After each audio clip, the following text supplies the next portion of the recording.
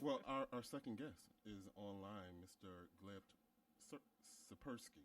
I hope I said that right. That's right. That's right. Nice to hear you. That's right. Wonderful. Welcome to the show. How are you? I'm fine. Thank you very much.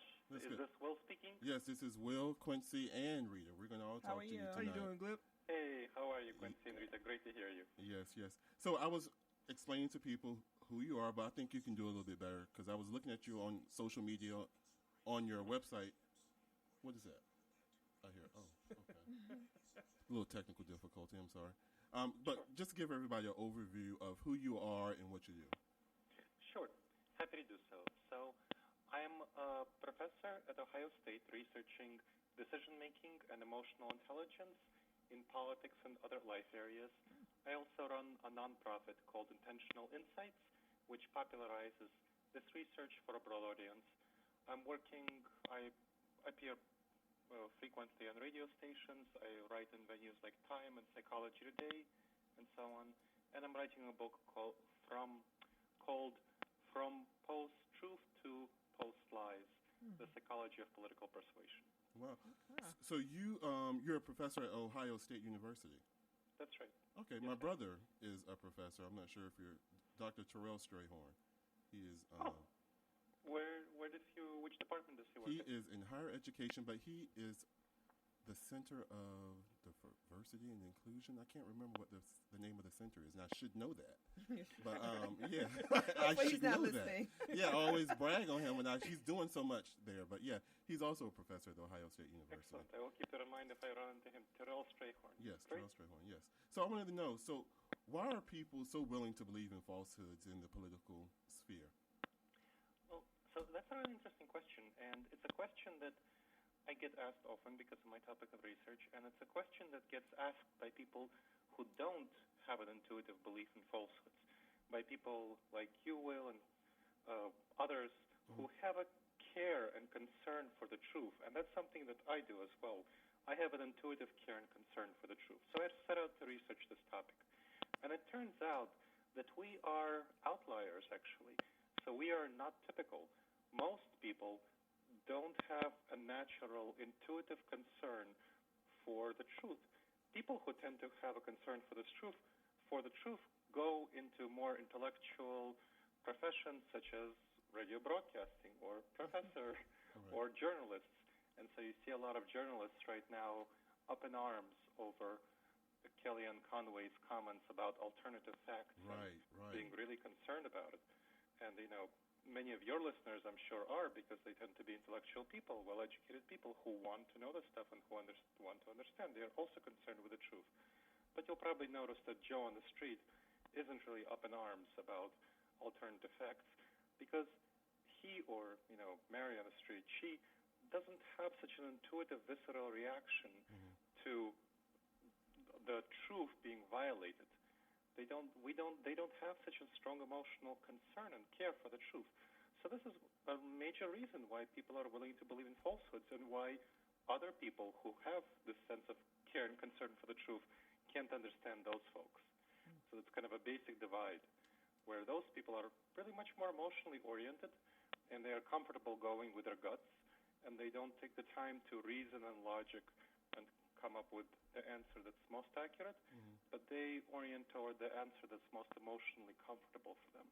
So they make the basic mistake of equating comfort for reality. Okay.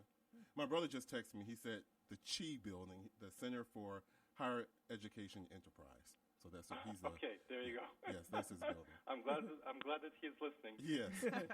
Hey, Gleb, this is Quincy Carr. Quick question for you. What do you think is the danger of people willing to believe in falsehoods in politics, especially just based on whether it's a president that the majority of people like or a president or congressman or whoever where the majority of people dislike? What are those dangers? So this is a huge danger, and this is a way that when I talk to people who don't have an intuitive concern for the truth, this is what I talk about. This is how I get them to care, which is part of my project. So I run a project, and I work on getting people to fight post-truth politics, getting people to care about the truth.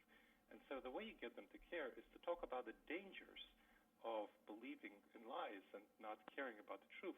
The dangers come from, it's very simple. You have a world, a political society, where everyone essentially competes based on lies. We have seen that the current administration really won to a large extent because they lied very successfully and their voters bought it.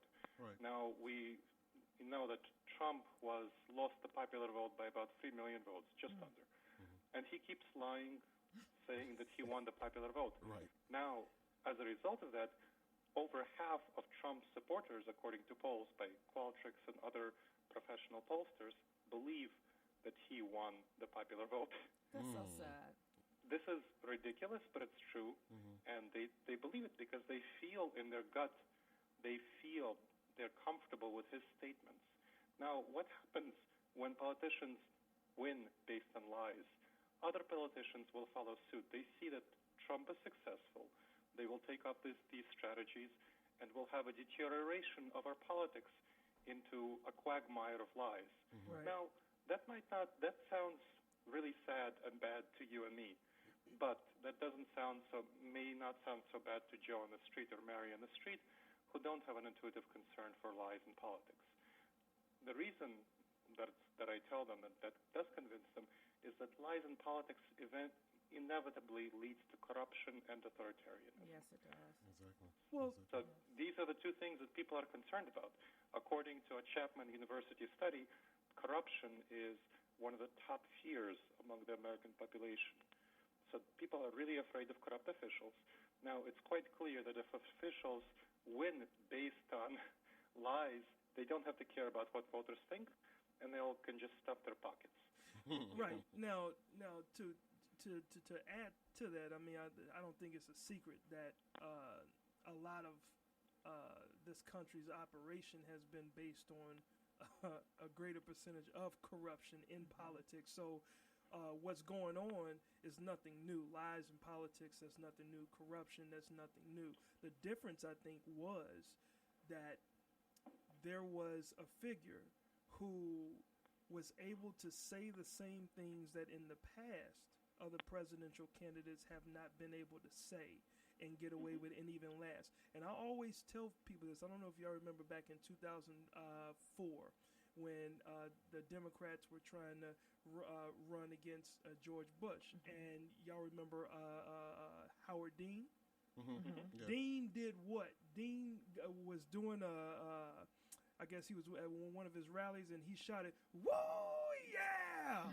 And he was deemed, "Ooh, get him out of there. He's too explosive." So he got put out just because of that. Oh, my goodness. But Trump was able to speak against the American people and or illegal aliens in a way that was just so disrespectful. Like, there's still a way to have class. And I think the real danger is the fact that he got away with saying whatever he said that was not even acceptable for, Bill Clinton to lie and say that he did not have sexual relations. And then it turns out that he did. But Trump can be heard on a tape saying where he would grab a female. So I don't think that I don't think that this is new. I think corruption and lies have always been a part of politics. I think this is the first time where it really broke the mold of what's expected. And so that's the difference for me. Yes. I think I totally hear you, Quincy. I think what the difference is from a systemic perspective. So you're right, Trump is unique. From a systemic perspective, what's going on is Trump won. He already won over the media, essentially. Exactly. Previously, whether it was Bill Clinton or, anybody else, if the media called them out on lies, they eventually backed down. Right. And they said, okay, I'm not going to tell that lie anymore. And they might tell plenty of other lies. Right. But once the media found out and called them out, they backed down. Trump doesn't. Right. He doubles down on his lies, Yes, and he so does. do members of his administration. And they keep going forward, and they criticize the media as dishonest and deceptive when the media calls them out in their deceptions and lies. Exactly. Yes, and that's what I have a hard time understanding because, I still believe in the truth that somebody can blatantly lie and it's a lie, but you still say that it's not a lie and you support it. I just can't wrap my brain around that. And so I don't know what's going to happen, but what do you think the future will be like if nothing changes in addressing the problems of the lies in politics? What is the future of politics? Hopefully this isn't setting a precedence for it, but what do you think the future is if nothing changes? If nothing happens, if nothing changes, and that's not something I intend to, I'm trying my best to change that from my work at Intentional Insights to promote rational thinking in politics and fighting post-truth politics. And we can talk about that. But if nothing changes, then the future is a future of politics based on lies, where politicians win based on who tells the most convincing lie. Right. It's a future of corruption, where politicians, because they don't have to care about the truth and representing the voters' interests, they get to stuff their pockets. And when the media calls them out for corruption, the media is the traditional checker. You guys, the Wil Strayhorn show and other media are the checkers who can go and say, no, that's inappropriate, that's wrong, you're being corrupt, you're stealing money. If they can just say the media is lying about them stealing money, the voters don't know who to trust, and the politicians will be able to steal money. Right. That's corruption. Then authoritarianism. Right now, Trump is claiming that he won that he actually won the popular vote. He's putting in an attorney general who tried to suppress African American votes and who claims widespread illegal voter fraud, which is a lie. Now, what's the likelihood that if Trump loses in 2020, he'll actually leave power versus he will say, what about all those millions of illegal immigrant voters who voted, get his attorney general to make up some fake evidence about this. We know he doesn't have much respect for American democratic institutions.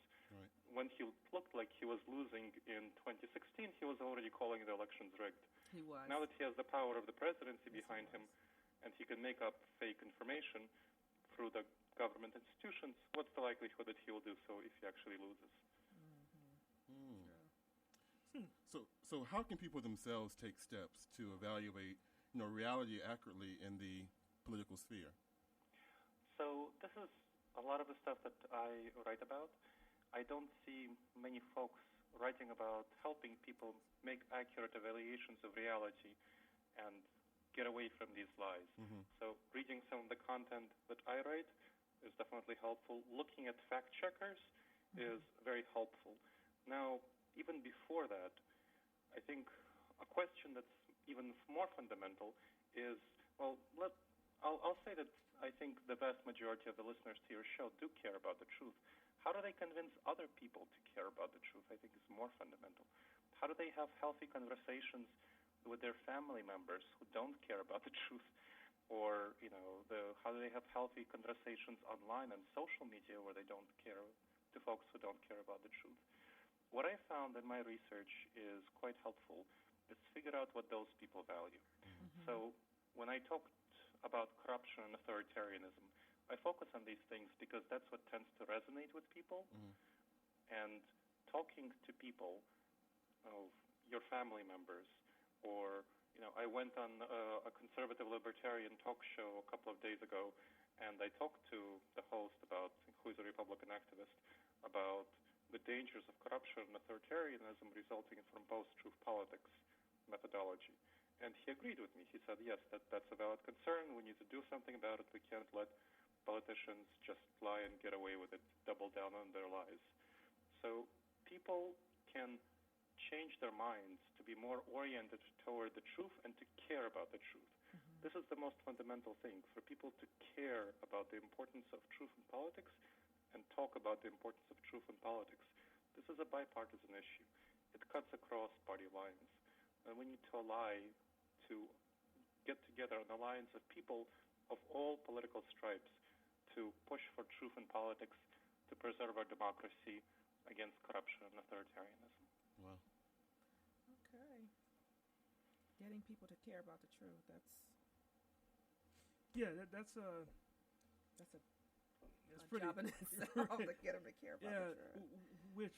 Which leads me to ask, how can people encourage others to evaluate reality accurately in the political sphere? Yes, so I think the most fundamental thing is to figure out what those people actually care about. I'll give you an example. I was talking to Scott Sloan, who is a prominent conservative radio show host on 700 WLW, and so he had Donald Trump on his show shortly before I went, so he's pretty prominent. He's well known. Now, we talked about Muslims, and you can imagine how conservatives feel about Muslims. This was after the Ohio State terrorist attack by a Sunni Muslim. Right. And so I talked to him. I figured out before I went on the show what he would be concerned about. He would be concerned about safety and security. And he had feelings of fear and anger toward Muslims. And so I oriented toward what he cares about. His values, safety and security, and his emotions, fear and anger.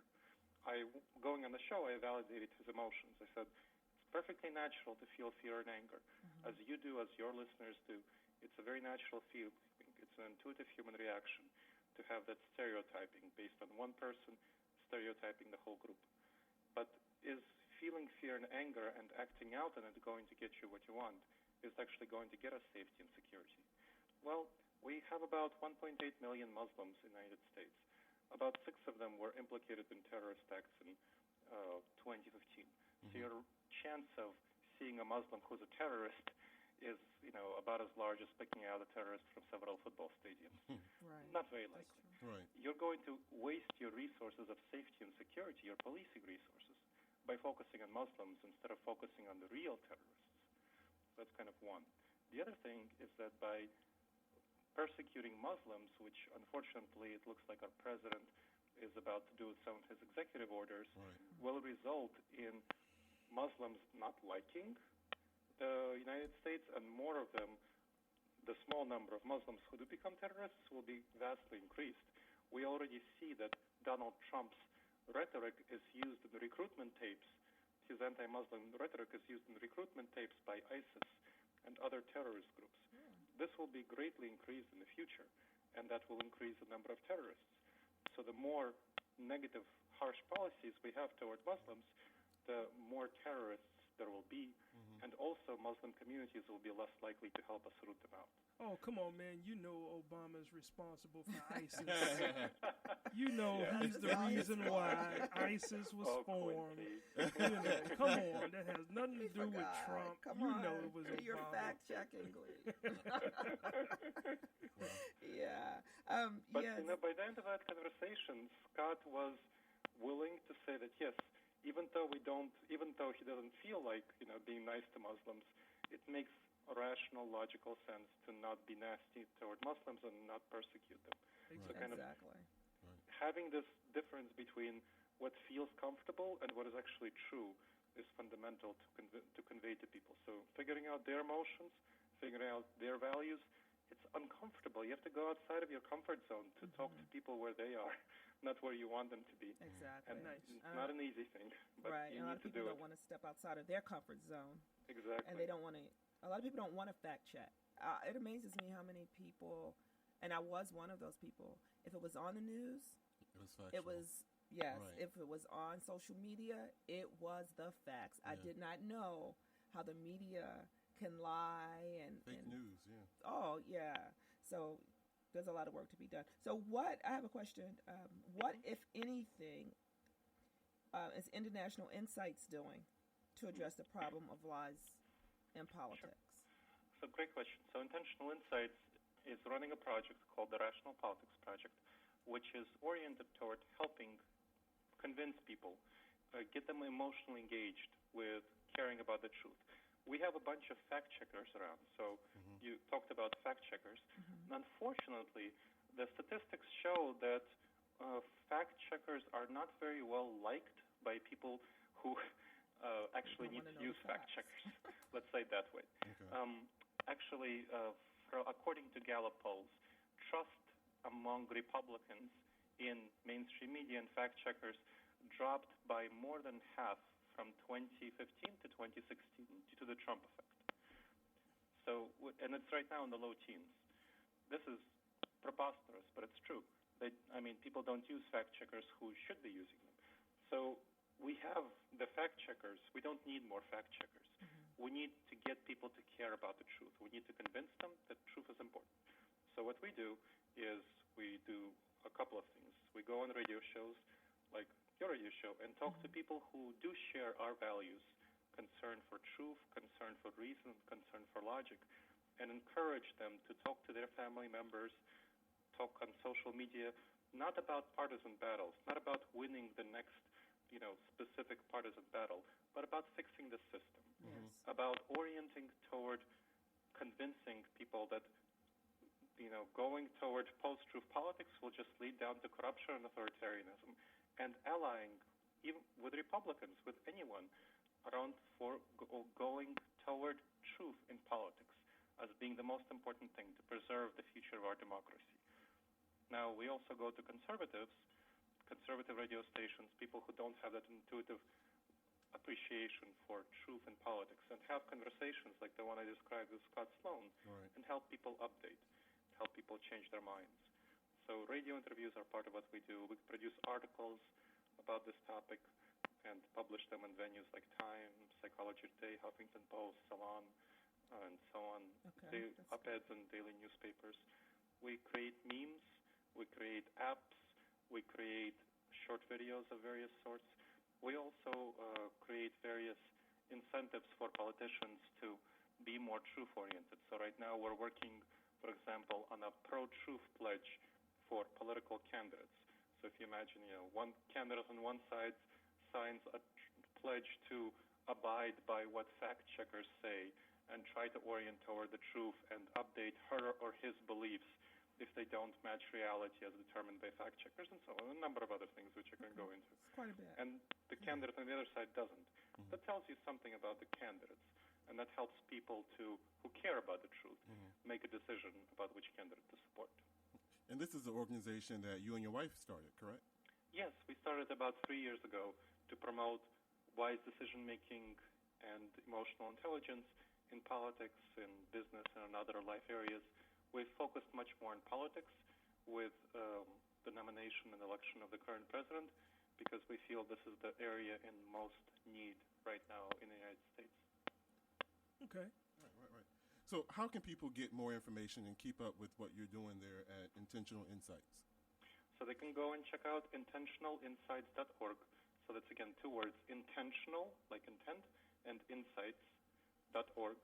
They can email info@intentionalinsights.org to learn more. They can also follow our Facebook page at intentionalinsights.org and Twitter.